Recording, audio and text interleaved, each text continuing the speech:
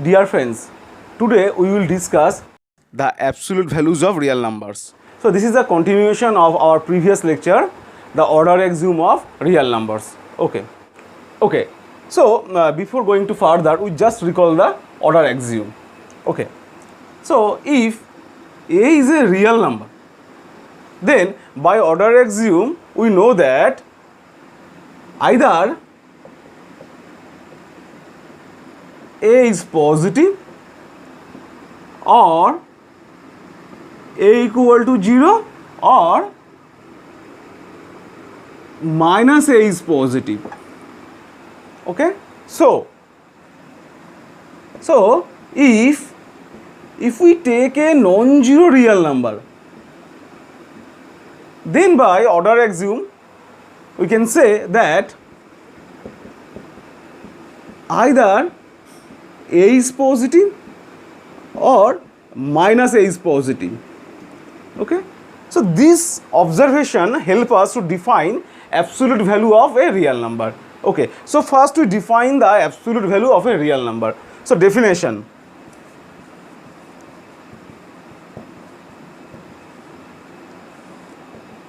Let us take a real number. So the absolute value of the real number a is denoted by the symbol modulus of a, in short mod a. Okay.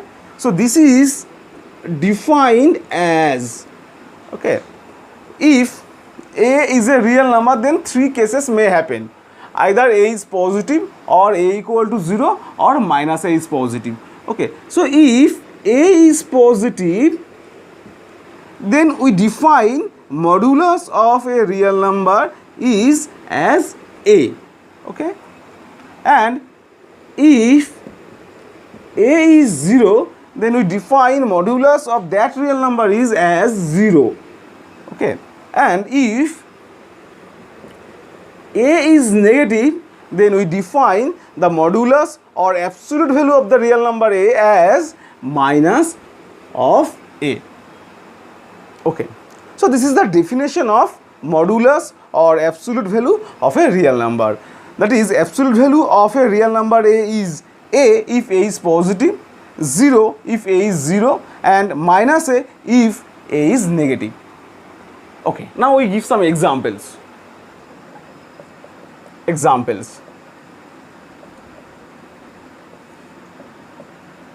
The first example, so let us take a real number 5. Then since 5 is positive, so absolute value of 5 is 5.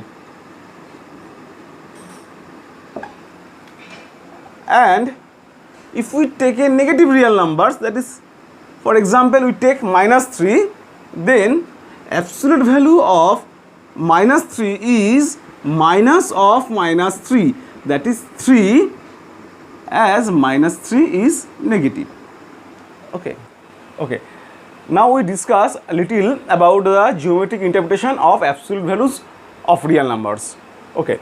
So first we take a real number x and we consider the real line. So this is the real line and this is 0 on real line, and x is a real number on the real line. Okay. Maybe x lies left side of 0.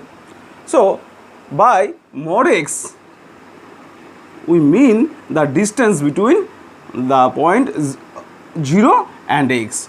So mod x means distance between 0 and x. Okay. Now we discuss some properties of absolute values of real number. So some properties.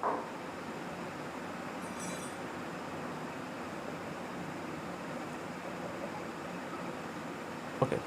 So let us take two real numbers a and b. Okay.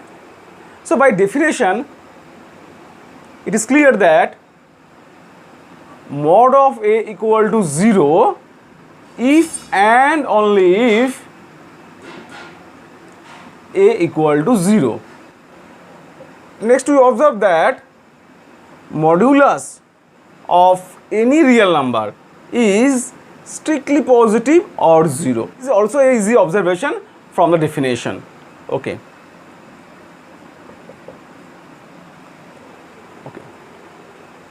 Next we show that for any two real numbers a and b, modulus of a multiplied b is same as modulus of a multiplied by modulus of b. Okay, we prove this result. So proof. So a and b are two real numbers. Okay. So this implies is ab is a real number. Okay. So by law of trichotomy, three cases may happen. Case 1, ab equal to 0. Okay. So if ab equal to 0, then at least one of them is 0. Either a is 0 or b is 0. Okay. So if ab is equal to 0, then absolute value of ab is 0, and as ab is equal to 0 implies is at least one of them is 0. So either mod a equal to 0 or mod b equal to 0. So obviously mod of a multiplied by mod of b is 0. So if ab is equal to 0, then the equality holds. Okay. So next we consider the case when ab is strictly greater than 0. Okay. So if ab is strictly greater than 0, then either a is strictly positive, b is strictly positive, or a is strictly negative and b is strictly negative. Okay. Okay. So if ab is strictly positive, then absolute value of ab is strictly positive, and that value is nothing but ab. Okay.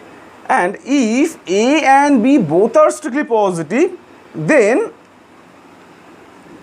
a is equal to modulus of a and b is equal to modulus of b. Okay. So the proof is done. And if ab is positive implies as a and b both are negative, then if a and b both are negative, then modulus of a equal to minus a and modulus of b equal to minus b. So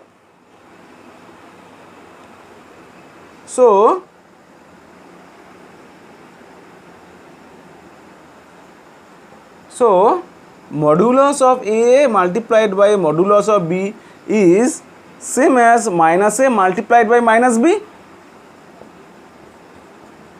That is nothing but ab, and since ab is positive, so ab is equal to nothing but modulus of ab. So the proof is done. So next we consider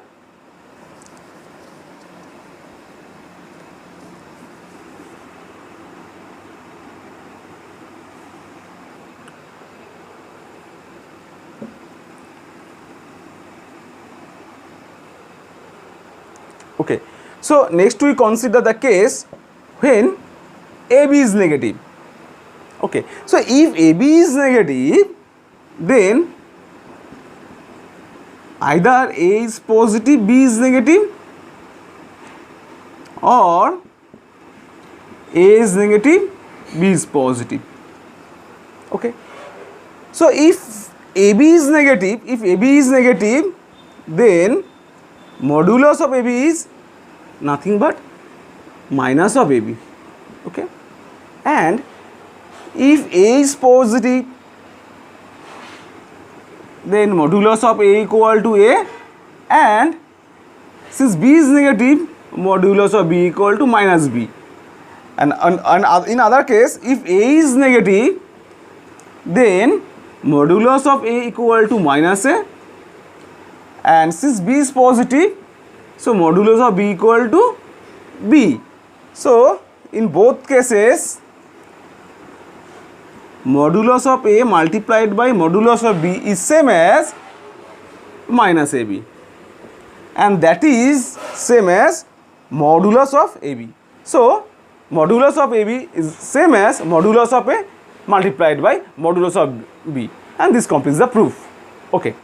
So next property is modulus of A square is same as modulus of A whole square, and this is an easy observation from the property 3, because if we put A equal to B, if we put A equal to B in property 3, then it is clear that modulus of A square is same as modulus of A whole square. Okay. Next we prove that modulus of A to the power n is same as modulus of A whole to the power n, where n is a natural number. Okay. And the proof is obvious if we apply principle of mathematical induction, because for n equal to 1 this is true. Okay. And if we assume the result is true for n equal to k, then modulus of A to the power k is same as modulus of A whole to the power k. Now we have to prove that the result is true, the result is true for n equal to k plus 1. So this is easy, because modulus of A to the power k plus 1 can be written as modulus of A to the power k into A. So by property 3 we can write this as modulus of A to the power k multiplied by modulus of A, and since we assume that the result is true for n equal to k, so we can write it as modulus of A to the power k multiplied by modulus of A. So this is nothing but modulus of A to the power k plus 1. So we see that the result is true for n equal to 1, and if we assume that the result is true for n equal to k, then the result is true for n equal to k plus 1. So by principle of mathematical induction, the result is true for every n. Next observation, let A is an non-zero real number. Okay. Then by field axiom of R, 1 by A exists, and A multiplied by reciprocal of A is 1. So by property 3 we can write modulus of A into modulus of 1 by A is same as modulus of A into 1 by A, and this is nothing but 1. Since A is non-zero, so modulus of A is non-zero, so this implies this modulus of 1 by A is same as 1 by modulus of A. Okay. Thus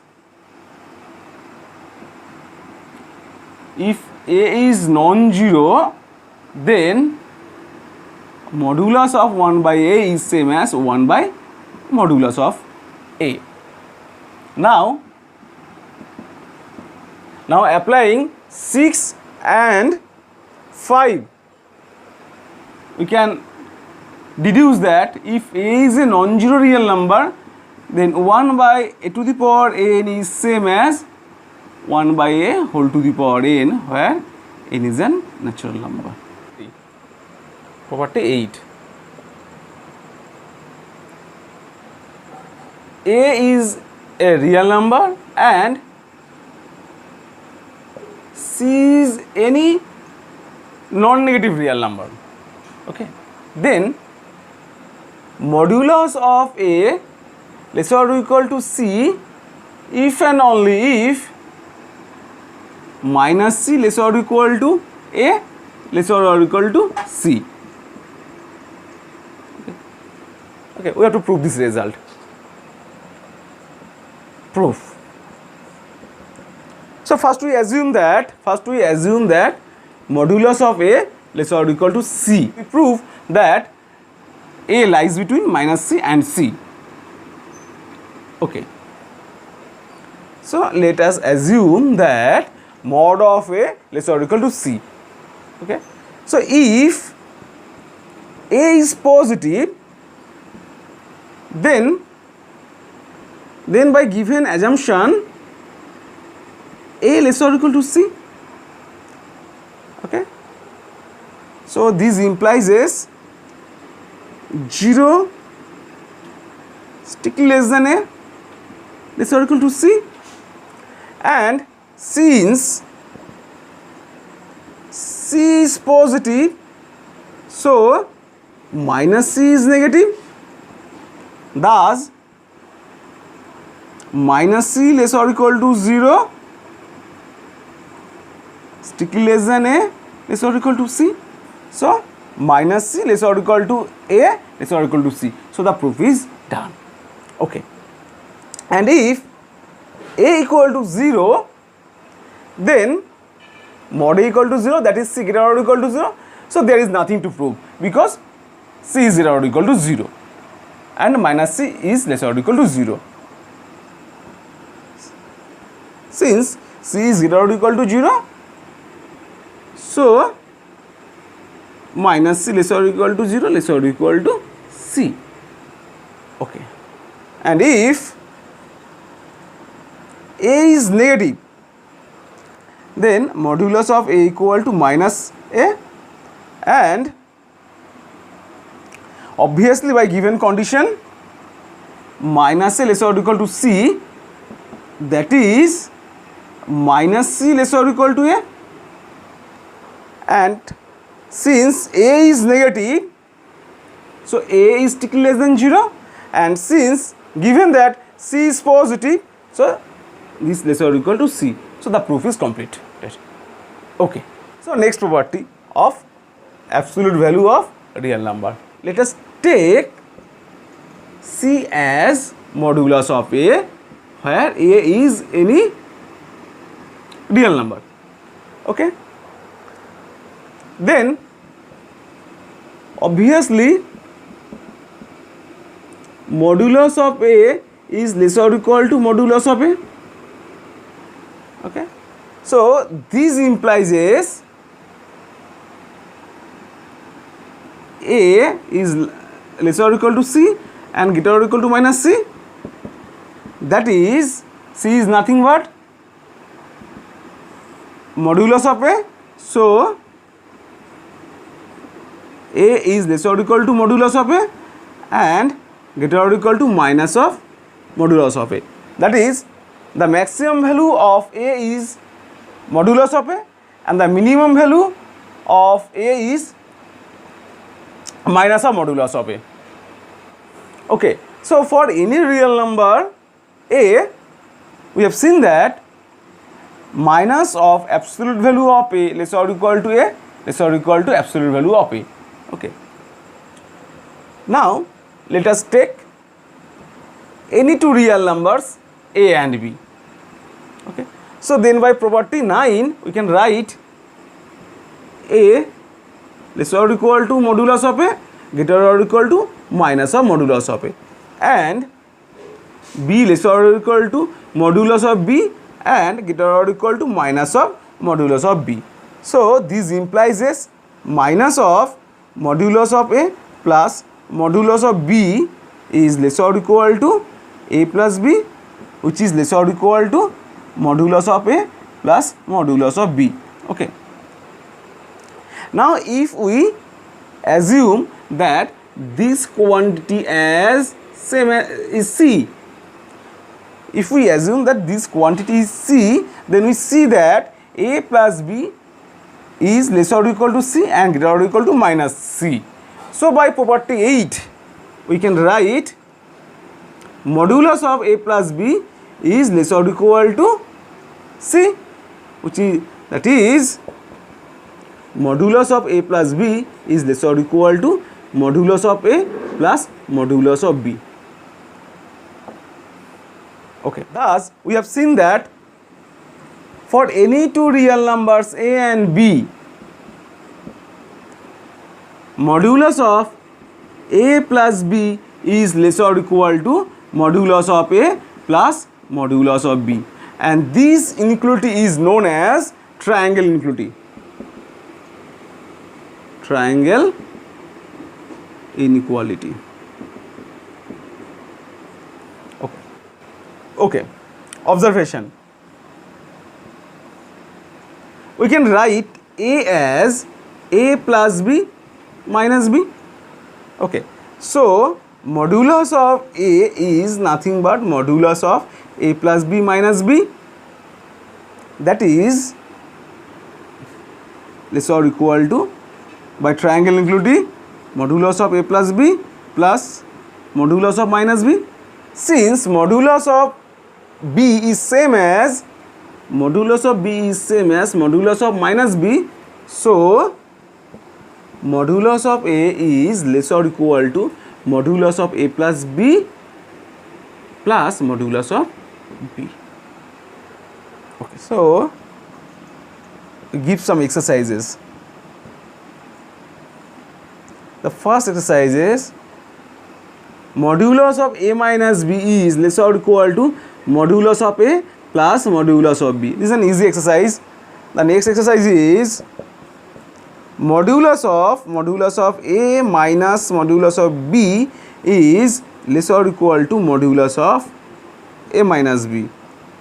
The third exercise is if A1, A2, An are n real numbers, then modulus of A1 plus A2 plus An is less or equal to modulus of A1 plus modulus of A2 plus modulus of N.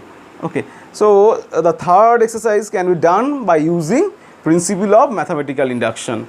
Okay, so we have seen that for any two real numbers A and B, modulus of A plus B is less or equal to modulus of A plus modulus of B. So natural question is that when the equality occurs, it is when modulus of A plus B is same as modulus of A plus modulus of B. This exercise,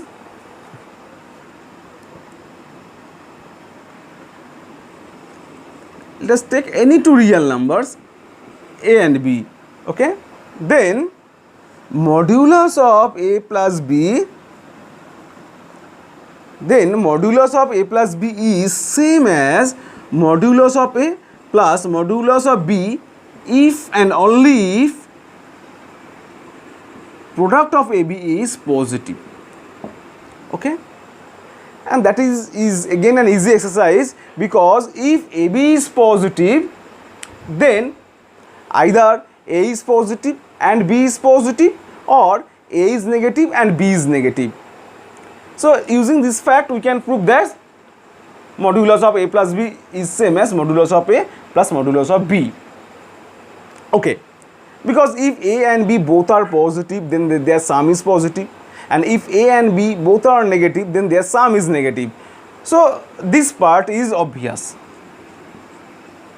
Okay, now we assume that modulus of A plus B is same as modulus of A plus modulus of B, and this part is also easy if we keep in our mind that modulus of x square is same as x square.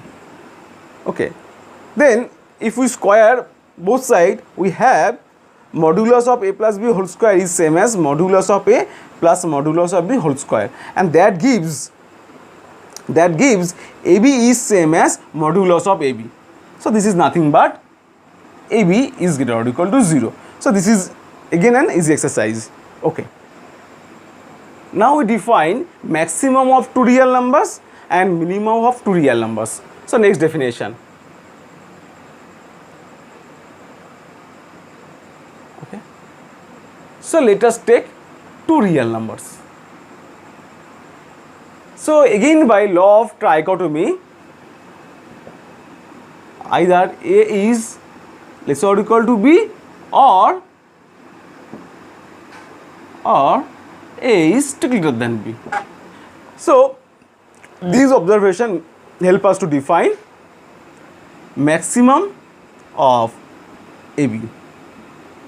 So maximum of AB is defined as B if A less or equal to B, and A if A is greater than B. And similarly, we can define a minimum of AB as, so minimum of AB is A if A less or equal to B and B if A is greater than B. Okay. So now one exercise, prove that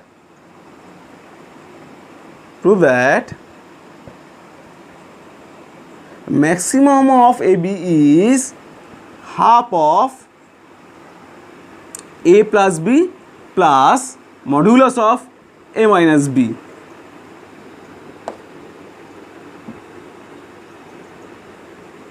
And minimum of AB is same as half of A plus B minus modulus of A minus B. Okay. So next to define epsilon neighborhood of a real number. So next definition, epsilon neighborhood of a real number. So let us take a real number A and epsilon is any positive quantity. Okay. So we define epsilon neighborhood of A is as a set of all real numbers, all those real numbers such that modulus of x minus A is strictly less than epsilon. Okay, that is set of all real numbers such that x is strictly less than A plus epsilon and strictly greater than A minus epsilon. So geometrically the epsilon neighborhood of A is the following set. So if this is a real number A on the real line, okay, so we add epsilon with A, so we have a point A plus epsilon on real line and we subtract epsilon from A. Okay. So this set is collection of all real numbers which is strictly less than A plus epsilon and strictly greater than epsilon. So these points are lies inside the epsilon neighborhood of A.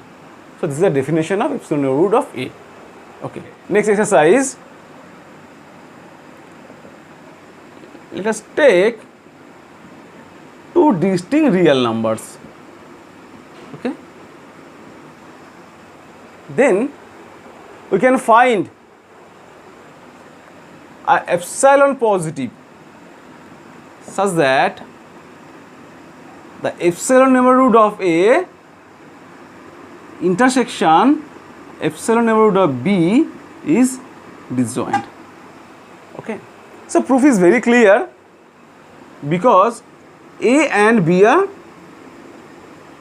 two distinct real numbers. Okay.